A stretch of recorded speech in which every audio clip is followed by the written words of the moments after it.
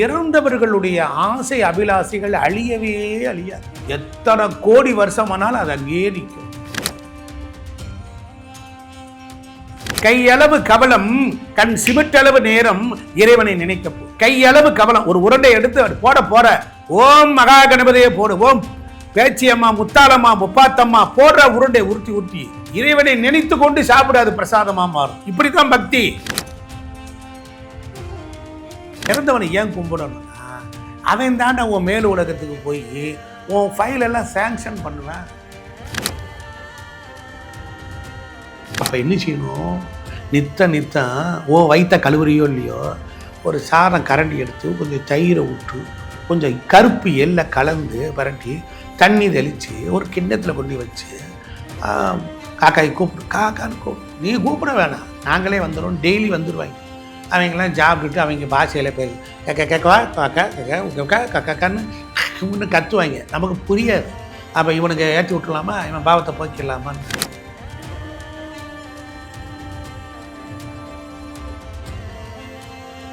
இறப்பிற்கு பிறகு இந்த உடம்பில் 5 கோஷங்களில் ஒரு கோஷம் மற்றும் இயங்கிக் கொண்டே இருக்கும். அடப்பாவி, அமாவாசைக்கு போது 3 நாள் கூட சாப்பாடு இல்லை, காக்காய்க்கு வைக்கல, என்னையும் நினைக்கவே இல்லைன்னு பார்த்துட்டு என்ன செய்வாளுங்கன்னா நமக்கு சாபம் கொடுப்பாள்.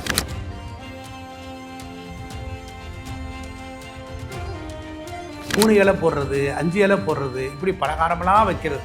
அதில் பலகாரமெல்லாம் செஞ்சு வச்சு அவனை சாமி முட்ட உடனே அந்த பலகாரமெல்லாம் டேஸ்ட்டே இருக்காதுங்க. அந்த பலகாரத்தினுடைய காரகத்தன்மை சுவையை நக்கி தின்றுவாங்க. அப்படி காற்று மாதிரி வந்து அப்படி சாப்பிட்ருவாங்க. எப்படி நம்ம காஞ்சனாவில் பேய் பிளட்டை வச்சு நக்குது அது மாதிரி. இப்படி அந்த சுவையினுடைய தன்மையை அவங்க உறிஞ்சி இழுத்துருவாங்க. அதுக்கப்புறம் மிச்சம் இருக்கிறத நம்ம திம்போம். ஒன்றும் டேஸ்டே இல்லையே. ஏன் சாமி ஜாதகனோட தீட்டு ஓடுறேன் சாமி, என் பையனு கல்யாணம் என் பொண்ணு கல்யாணம் ஆகலை, ரொம்ப இம்சியாக இருக்குங்க. ஏன் பித்ரு தோசை இருக்கிற, சூரியனை ராகு பிடிச்சிருக்காண்டா, சந்திரனை கேது பிடிச்சிருக்கேன், இது மாதிரி இருக்குது. உங்கள் அப்பாவுக்கு செய்ய வேண்டியதாக அதெல்லாம் எங்கள் ஊரில் வழக்கம் இல்லை, எங்கள் சாதியில் வழக்கம் இல்லை. அப்போ கடந்து அனுபவி மக்களுக்கு விழிப்புணர்வு தரக்கு தானே நம்ம சேனல் வழி இவ்வளவு விஷயத்தை கொட்டுறோம். வணக்கம் நேயர்களே, நாம் இன்னைக்கு பிஹைண்ட் பக்தி சேனல் வாயிலாக இறந்தவர்களுக்கு எந்த திதியில் படையல் வைத்து வழிபடுவது, பித்ரு வழிபாடு எப்படி செய்வது, இது போன்ற நிறைய குழப்பங்கள் இருக்கிறது. நம்முடைய சேனலில் கேள்வி பதில் நிகழ்வாக நாம் இன்றைய தினம் உங்களோடு உரையாடுகிறேன்.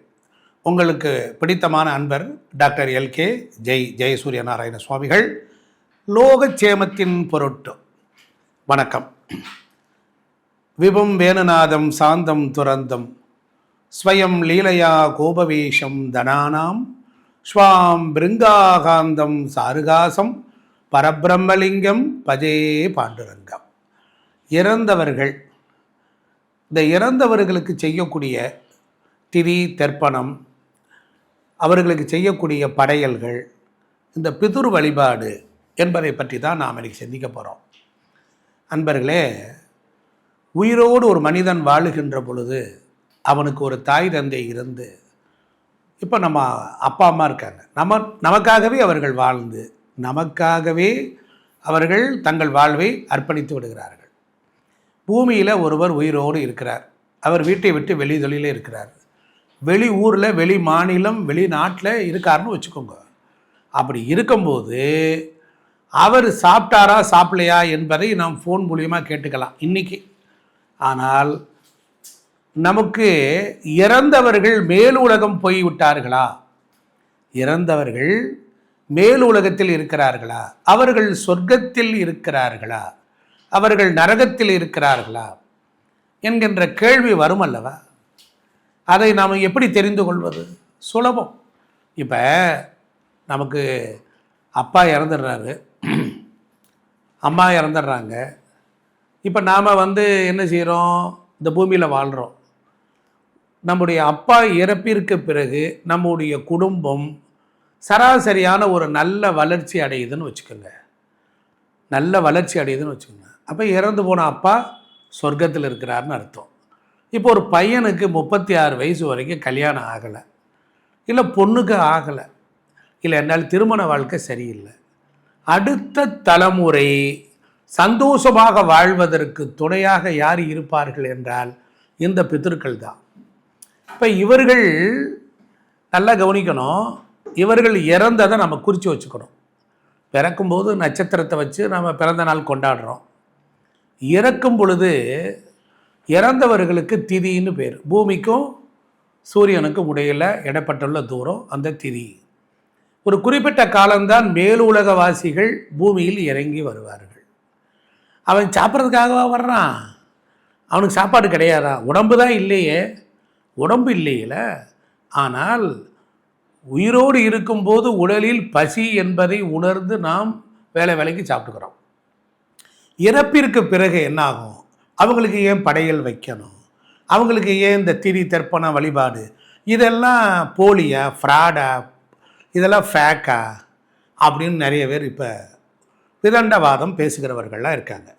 அந்த புண்ணியவான்களுக்கு நான் பணிவோடு சொல்லுவேன், நம்ம உடம்பில் 5 கோஷம் இருக்குது. அன்னமய கோஷம், மனோமய கோஷம், விஞ்ஞானமய கோஷம், இப்படி கோஷங்கள் இருக்குது. இறப்பிற்கு பிறகு இந்த உடம்பில் 5 கோஷங்களில் ஒரு கோஷம் மாத்திரம் இயங்கி கொண்டே இருக்கும். அதுதான் அன்னமய கோஷம். இது உணவை விரும்பி ரசிக்கும். இறந்துட்டான் ஒருத்தன், அவன் செத்தவனுக்கு தாகம் எடுக்கும், பசி எடுக்கும். அப்போ யார் கொடுப்பா?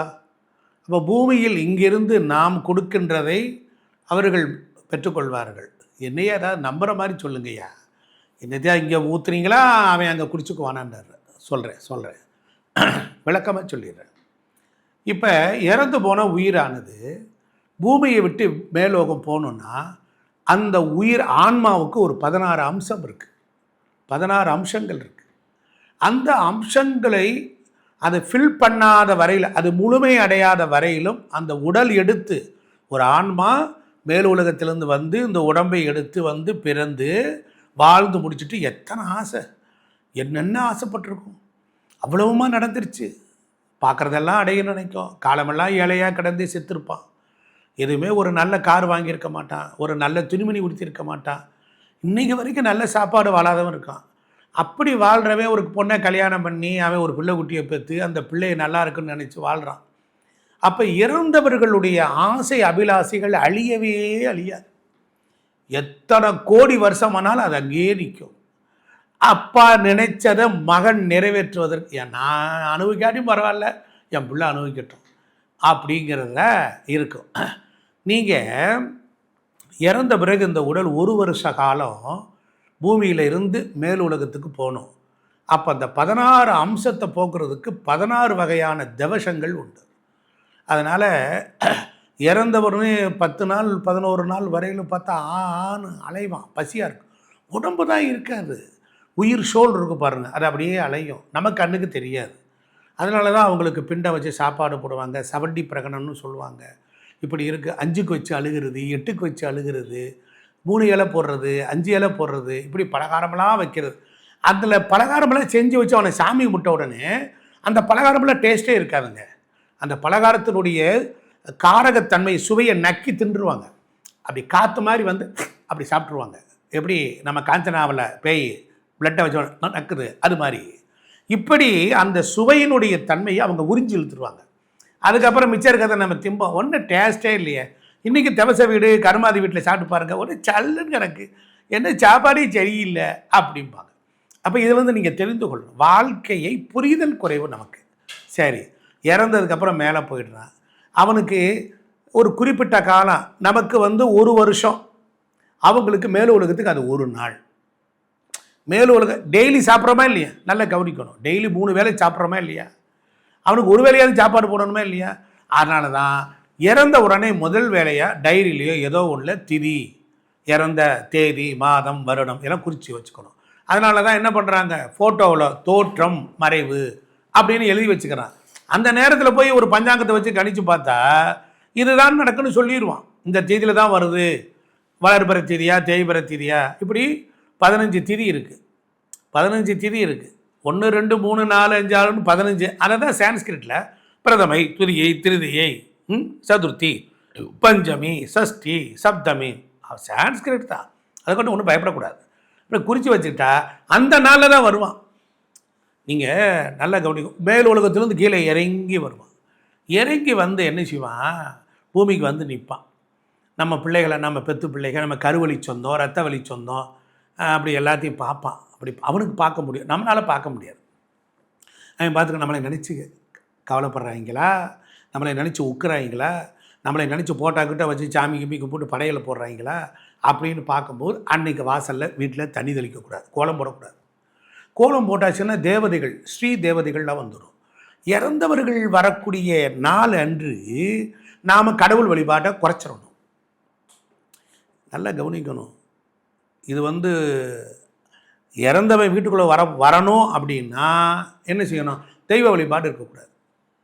அப்போ அதைத்தான் செய்யணும். அப்போ இறந்தவங்க போட்டோவெல்லாம் வச்சு சாமியெல்லாம் கும்பிட்டு படையல் போகணும். அடம் முடிஞ்ச ஒரு ஐயரை கூப்பிட்டு வச்சு ஒரு பூஜையை பண்ணு, ஓமத்தை பண்ணு, எதை செய்ய. இல்லையா உனக்கு ஒன்றும் தெரியலையா, அப்பா அப்பா செல்லப்பா நீ நல்லா இருக்குன்னு நிற்கிட்டு அப்படின்னு உக்கி உழுகு கும்பிடு. ஒன்றும் தெரியலையா தண்ணியை கோரி ஊற்றுற, காட்டில் திறக்க தெரியுதுல்ல, இதை ஊற்றி சாமியை கும்பிடு. எங்கப்பா நீ இருக்க போய் நல்லா இருக்க ஐயா, நீ நல்லபடியாக உடம்பை கொடுத்த. நீ யாராவது கோல்பால் பண்ணியிருந்தேன்னா சின்ன தம்பி படத்தில் வர்ற மாதிரி அப்பா 6 மணிக்கு மேலே கண்ணு தெரியாதுன்னு போயிருக்கும். ஒவ்வொருத்தரும் அவன் அப்பா அம்மாவை கும்பிட்டே ஆகணும். ஏன்னா ஒழுக்கத்தோடு பிள்ளை பற்றிருக்கேன். நாம் இன்றைக்கி எல்லா பக்கமும் போகிறோம் வரோம் செய்கிறோம், என்ன அலும்பு என்ன வாய் என்ன ஓவர். அதனால் இறந்தவனை ஏன் கும்பிடணும்னா அவன் தாண்டா உன் மேல் உலகத்துக்கு போய் உன் ஃபைலெல்லாம் சேங்ஷன் பண்ணுவேன். அவன் கடவுளோட போராடுவான். யோ என்னையும் பொழுதனைக்கு கர்மா கழுதுன்னு இருக்கு, என் பிள்ளை அந்த ரோட்டில் கடந்து சாகுது, என் பையனுக்கு கல்யாணம் ஆகலையா, என் பையன் ஒரு பக்கம் காலமெல்லாம் லைட் பாயாக கிடப்பானாயா, என்றைக்கு அவன் டேரக்டர் ஆகுறது அப்படியே கேட்பான். அடுத்தது ப்ரொமோஷன் வேண்டாமா அப்படியெல்லாம் போய் ஃபைட் பண்ணுவாங்க. அப்போ நமக்காக ஒரு ரெப்ரஸன்டேட்டிவ் யார்? வாழும் பொழுது நமக்கு காப்பாற்றான், பெற்று வளர்த்து எடுத்தான். இறப்புக்கு பிறகு அவன் தான் போய் நம்ம கடவுளாக இருக்கு. அதனால தான் என்ன சரி இந்த திதி தெரியல குறித்து வைக்கலை, வீட்டுக்காரி ஒரு கிறுக்குச்சி முண்டா கல்லு என்ன படி தொலைறது அவளெல்லாம் வந்துட்டு சாமி தெரியல சாமி சொல்லுங்க சாமி ஏதா வேறு வழி இருக்கு.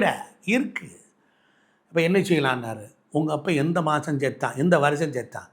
ஆமாம் இருக்குது, வருஷம் தெரியும் சாமி, மாதம் தெரியும். சரி மாதம் தெரியும்ல, சித்திரையிலேருந்து பங்குனிக்குள்ளே அவ்வளோதானே, ஏதோ ஒரு மாதம் இருப்பான். அந்த மாதத்தில் வரக்கூடிய அமாவாசை அன்னைக்கு அமாவாசை வழிபாடு நீர்த்தார வழிபாடு. ஏன் சாமி அப்போ அதில் செய்யலாமா? செய்யலாம், நீ போய் செய்ய. இல்லையா கடலில் போய் நான் வக்கத்தவன், கடலில் பொறி வாங்கி போடு, தூடம் பொறுத்து தேங்காயை பிடிச்சி கும்பிடுங்க, 7 விளக்கை ஏற்று சாமியை கும்பிடு, மீன்களுக்கு பொரிய போடு, ஒரு 7 பேருக்கு தாரமம் பண்ணு, தண்ணீரை பிடிச்சி ஊற்று. அப்பா இதை நீ வாங்கிக்க, அர்க்கியம் இதம் அர்க்கியம், இந்தா ஸ்தபை அர்க்கியாமி அர்க்கியத்தை கொடு, தர்ப்பயாமின்னு கொடு. எல்லாம் சான்ஸ்கிரிட்டு தான், தமிழில் சொல்லு. அப்பா நான் கொடுக்குற நீரை நீ பருகிக்க, 3 தடவை கொடுக்குறேன், தாக சாந்தி அடங்கிக்க அப்படின்னு சொல்லி அப்படியும் செய்யலாம். வீட்டுக்கு படைகளும் போடலாம். ஐயரை கூப்பிட்டு அவர் வேத மந்திரம்லாம் சொல்லி செய்ய வேண்டியது செய்வார். புரியுதா? இது மாதிரி செய்யலாம். யாரோடையாவது ஒத்து போங்கய்யா, அனுசரித்து போங்க. முரட்டு வாரம் கடக்கு வாரம் பேசிக்கிட்டே வாழ்ந்து என்ன செய்ய போகிறீங்க? அப்படி செஞ்சு முடிங்க. ஏன் அந்த பித்ரு வழிபாடு செய்யணும்? ஏன் செய்யணும் சொல்லட்டுமா? நீ மேலேருந்து அசைன்மெண்ட் ஆகி நீ பூமியில் வரும்போது அப்பா அம்மாவை தேர்வு செஞ்சு வர்ற, உங்கள் அப்பாட்ட போய் நிற்கிற, அப்பா நான் தான் சுடலை, நான் தான் பாண்டி, என் பேர் தான் இருக்கு, நான் பூமியில் போய் பிறக்கணும், நீ எனக்கு அப்பாவாக இருக்கும்போது அவர் சொல்லுவார், சரி நானே 21 தலைமுறை கர்மாவை கையில் வச்சுருக்கேன், அதை நீ கழிக்கிறியா? அதை நீ சேர்த்து கழிக்கிறதா இருந்தால் நான் என்ன செய்கிறேன், ஓ அப்போனா உனக்கு நான் பிள்ளையாக பார்த்துக்கிறேன் அப்படின்னு சொல்கிறார். இது பார்க்குது, பூமிக்கு வரணும்னா ஒரு தாயும் தந்தையும் வேணும். சரி, இந்த ஆள்கிட்ட போய் கேட்டால் அவன் கர்மாவை அவன் கடனை அடைக்க சொல்ல எனக்குங்கிறியா? ஒன்றும் புரியுதா? ஒரு படத்தில் செந்தில் குளத்துக்கரையில் உட்காந்துக்கிட்டு டயத்துக்கு நோட் பண்ணி, இத்தனை மணிக்கு கரியாரம் இந்த மாதிரி சாப்பாடு போடுவேன் பிரசாதம் இங்கே போ அப்படிம்பான். ஒரு தூக்குவாளி கொடுப்பான், நீயும் வாங்கிட்டு சாப்பிட்டு எனக்கு வாங்கிட்டு வாம்மா அப்படின்னா சொல்கிறேன்பான்.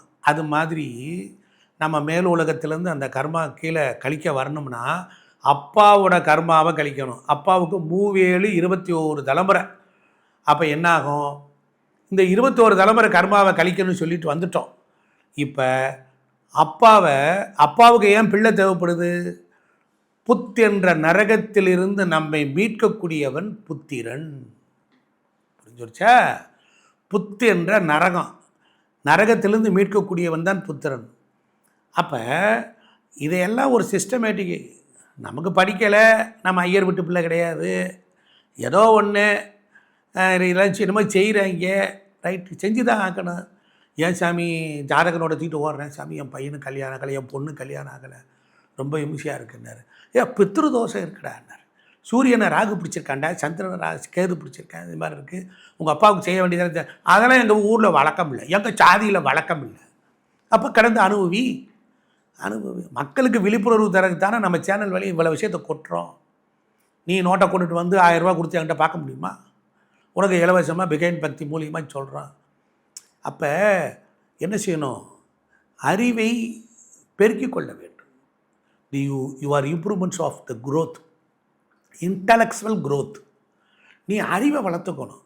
சும்மா 3 வேளை சோத்தை தின்னுட்டு வந்தாலே பேண்டாத பேண்டு மோண்டாத மோண்டு பூமியில் 3-4 பிள்ளையை பெற்று விட்டு போகிறதா வாழ்க்கை? இதா? இது என்ன உழைப்பு? மானங்கட்ட உழைப்பு. அப்போ மனுஷனாக இருந்தால் என்ன? மனிதன் தெய்வமாகலாம். அப்போ இறந்து போன அப்பாவுக்கு அன்னமும் தண்ணியும் யார் கொடுக்கணும்? சரி, மேலேருந்து வருவார், அமாவாசை அன்றைக்கி வருவார். ஏன் அமாவாசைக்கு மற்ற வாராங்க? ஏடா 10 நாளில் வரமாட்டீங்களாடா இன்றைக்கி அடங்காதவங்க அப்படின்னு கேட்கக்கூடாது. ஒரு சாதாரண பாமரனுடைய உயிர் துடிப்பு குமுறலை நான் இங்கே சாஸ்திர ரீதியாக கலோக்கியில் சொல்கிறேன், அவ்வளோதான். உனக்கு ஓம்பாசியில் பேசுகிறது தான் புரியும். நான் பாட்டுக்கு சான்ஸ்கிரிட்லேயே பேசிக்கிட்டு இருந்தால் சரியாக வருமா? வராது. மேல் உலகத்தில் இருப்பவர்கள், அந்த மேலுலக வாசிகள் நல்ல கவனிக்கணும். மேலுலக வாசிகள் பசி எடுக்கும், தாகம் எடுக்கும். அவர்கள் சந்திர ஒளியில் அமிர்தம் கசியும். சந்திரன் ஒளியில் பாருங்க, அதில் அமிர்த தாரைகள் வரும். அந்த அமிர்த தாரைகளை நக்கி சாப்பிடுவான். சந்திரன் அமாவாசைக்கு முதல் நாள் சதுர்த்தசி திதியில், அமாவாசை அன்று அதற்கு அடுத்த நாள், அந்த 3 நாள் இருக்கு பாருங்க, இருட்டா இருக்கு பாருங்க, இருட்டா இருக்கு. அப்போ சந்திரன் வரமாட்டார், சோறு வரல, பால்காரன் வரல, காப்பிக்கு பிபி தான். புரியுதா? அப்போ சந்திரன் மேல் உலகத்திலேருந்து வரல. அப்போ என்ன செய்யும்?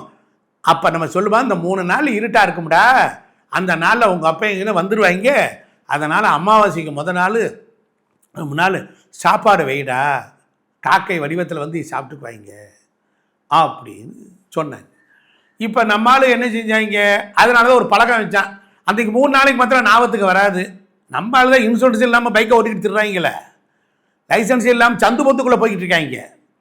இப்படிப்பட்ட குணமுள்ள மனிதர்கள் என்ன செய்வான்? அதனால் டெய்லி காக்காய்க்கு சாப்பாடு வை, வச்ச சாப்பாடு ஒரு 1/2 கரண்டி காக்கைக்கு, ஒரு 1/2 கரண்டி ஒரு கிண்ணத்தில் வச்சு பகவானு தள்ள துண்ணும். அவ்வளோதான் நம்ம பக்தி, அவ்வளோதான். நமக்கு என்ன அறிவு, நம்ம பழக்க வழக்கம் என்ன, நம்மளுடைய ஸ்லாங் என்ன, அவ்வளோதான். கடவுள் அப்படி தான் கேட்குறாரு, இப்படி தான் இருந்து கும்பிட. ஆட போட ஃபுல். எப்படி இருக்கிறிய?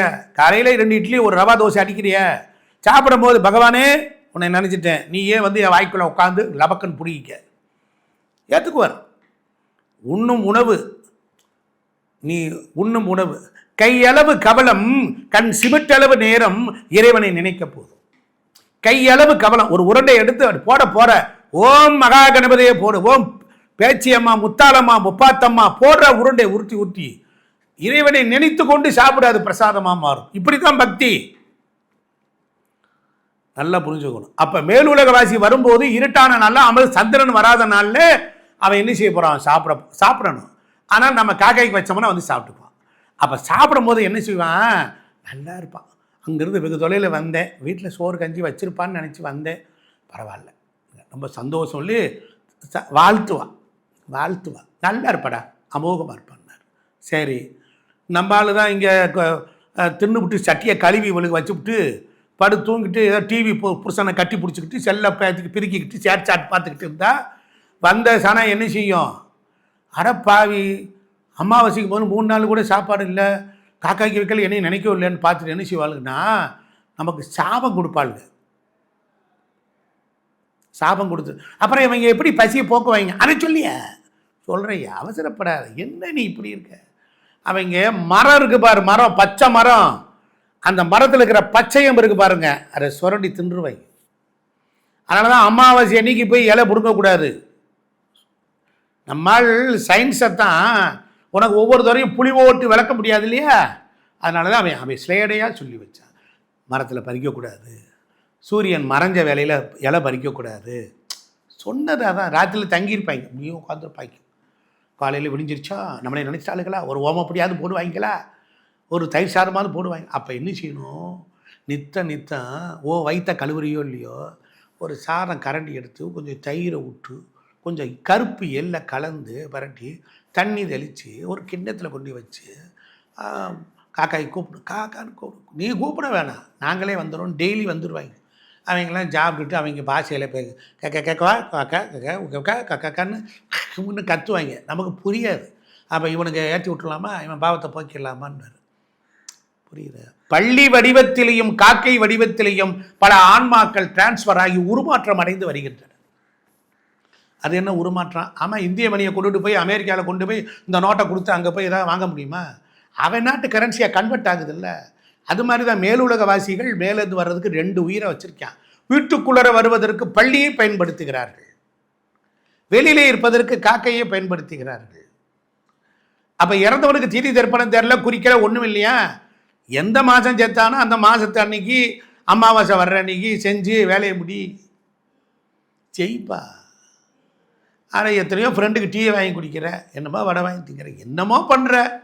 கொஞ்சம் எழுந்திரி. அன்றைக்கி ஒரு நாள் உங்கள் அப்பையும் உனக்காக தரடா வாழ்ந்தான். ரோட்டில் ஒரு பிள்ளையை பெற்று எடுத்த உனக்காக தான், உன்னை தானே பெற்ற, உன்னை வளர்த்தான்ல. நீ என்ன எனக்கு பெற்ற, எனக்கு சொத்து சேர்த்தேன். நல்ல சுகமான உடம்பு இருக்கு பாரு, சுகமான உடம்பு. இந்த உடம்பை வச்சு தானே இந்த உலகத்தை, இந்த உலகத்தினுடைய இன்பங்களை அனுபவிக்கக்கூடிய இன்ஸ்ட்ருமெண்டல் எதுன்னா இந்த பாடி தான். புரிஞ்சுக்கணும். அதனால் இந்த படைகள் போடுறது அதெல்லாம் குலவழி ஒழுக்கம், குலவழி பண்பு. நீ என்ன ஜாதியோ எந்த ஜாதின்னு சொல்லி வைக்கவே படாது. என்னடா போட்டு ஜாதி அடிக்குது, மனுஷனாக நல்லா இருக்கு. குல தெய்வத்தை விட்டுறாங்க, குடும்ப தெய்வம், அக்கா தங்கச்சியை ஏமாத்துறது, பழி வாங்கிறது, அடுத்தவன் சொத்தையை மொள்ளை அடிக்கிறது, இது தாண்டா வினையாக வருது. அதனால் இப்போ பித்ரு வழிபாடு இறந்த திதி என்று செய்யலாம், மாதம் வரக்கூடிய அமாவாசையில் செய்யலாம். தெரியல சாமி எனக்கு, ஞாயிற்றுக்கிழமையை பிடிச்சிக்கடா போடா. ஞாயிற்றுக்கிழமை காலையில் சூரிய உதயத்தில் எழுந்திரிச்சு குழி தலையோடு ஊற்றி குழி, கோதுமையில் ஒரு கேசரியை கிண்டு, அரசம்பரத்தை இலைய 11 12 சூரியனுக்கு வை, அந்த கேசரியை வை, நீர் விளாபு, பத்தி பொறுத்து, விளக்கு ஏற்று, சூரியனை பார்த்து கும்பிடு. நான் வக்கத்தவே வகை இல்லாதவே, நீ தான் கண்கண்ட கடவுள், நான் கொடுக்குற உணவை சூரிய பகவானே நீ தான் பித்ருலோகத்துக்கு தலைவனாமா, நீ கொண்டுட்டு போய் எங்கள் அப்பா அம்மாவை கொண்டு கொடு அப்படின்னு நீரை வாரி ஏற. செஞ்சு பாருங்க. ஒரு வாரம் இல்லை, நடிச்சாரு பாரியா, அடுத்த வருஷம் சூப்பராக இருக்கு, வெற்றி நிச்சயம். ஐயா வரட்டுமா, போயிட்டு வரட்டுமா, நன்றி, வணக்கம்.